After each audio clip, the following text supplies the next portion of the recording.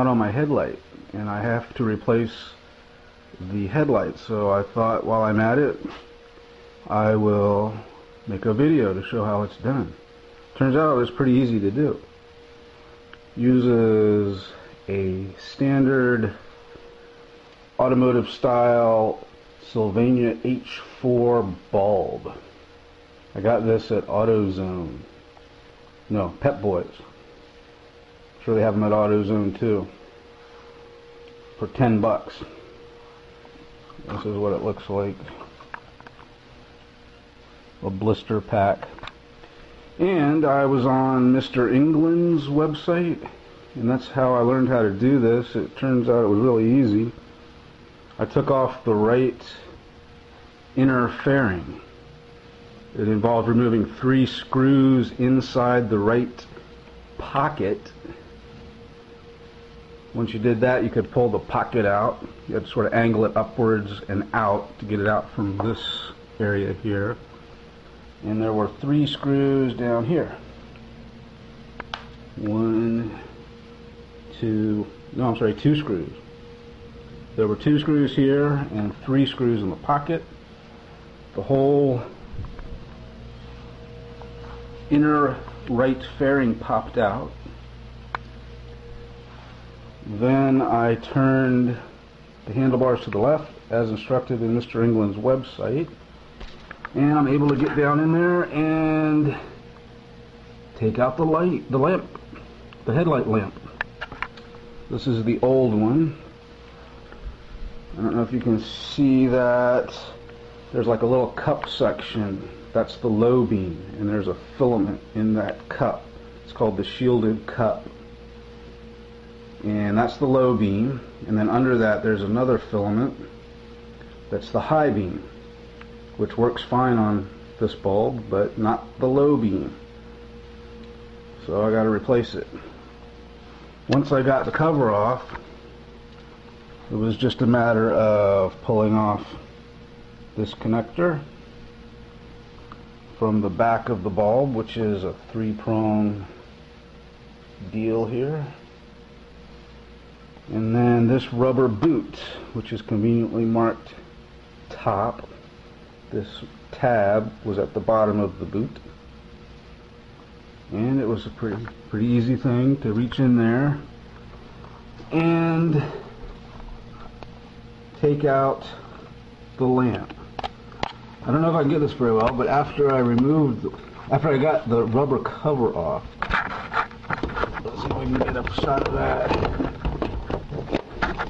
There's this. Can't reach in there. Hold on.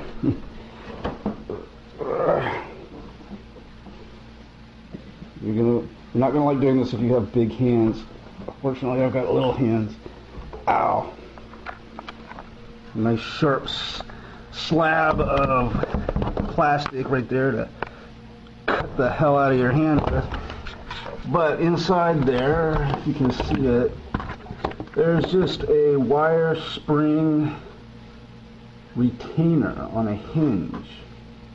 It swings like a swinging door and retains the lamp in there. So I pulled up on that, popped out, the hinge door swung around, and I was able to pull the headlight out, which has these 3 tabs.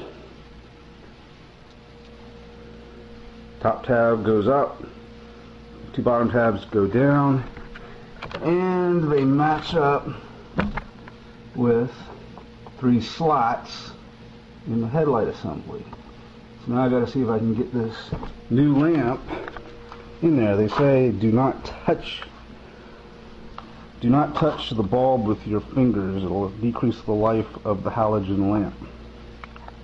But I'm going to turn off the video now and practice with the old lamp before I try to install the new lamp, because I want to make sure I know how to do it. I'll be back. Okay, I'm back. I chopped off, you're not going to be able to see it, there's a nice little sharp pointy piece of plastic that I chopped the corner off because it was killing my hand. know if you can see that either, but there are marks on my wrist from when I was feeling around in there and hitting that sharp corner, which I don't want to set this bulb down because this is the new one. I'm not supposed to touch the glass, but it looks like from practice with the other one it's pretty easy to do.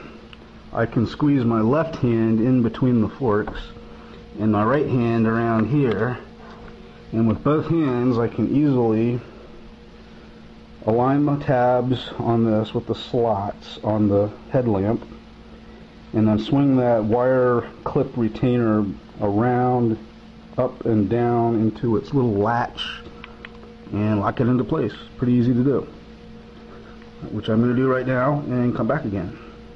With both hands in there, I was easily able to pop it in there without touching the glass, align the 3 tabs with their slots, and it stayed in place without the latch being fully latched. I didn't have to worry about it sliding out easily and falling on the ground. And I just swung that latch around, up and down. I didn't even have to see it while I was doing it. It sort of popped into place. It took a little bit of finagling to get the hang of it, but pretty easy to do. Now it's in there. I just need to put on the rubber boot and the connector, which I'll do next. Okay, one thing that scared me, when I turned on the ignition, the headlight didn't come on. See, I turned on the ignition. Well, the headlight won't come on until the motorcycle is started. So, start it.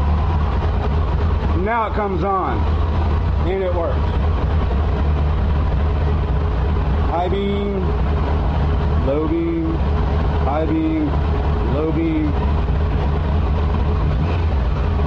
But as soon as you turn the ignition off, the light goes off. So you can't test the headlights unless the engine is running.